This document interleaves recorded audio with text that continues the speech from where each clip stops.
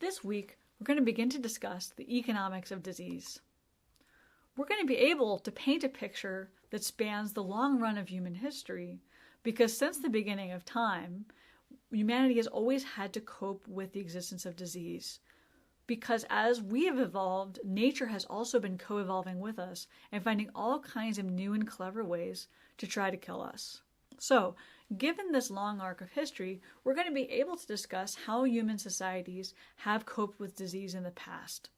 We can ask, for example, what effects such diseases have tended to have on the economy, what best responses seem to have been throughout history, and also whether the effects of these diseases seem to be borne equally across segments of society.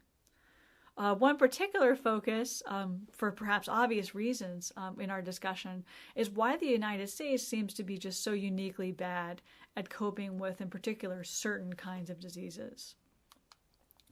I want to acknowledge for just a moment that I know this subject cuts pretty close to home for all of us right now, and you may be sick of hearing about this.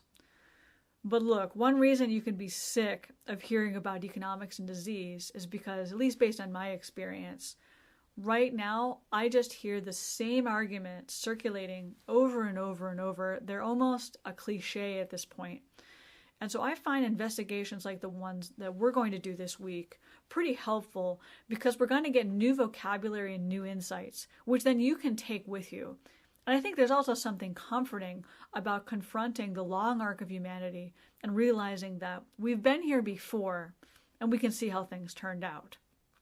So let us proceed with this investigation. We may even find some silver linings along the way.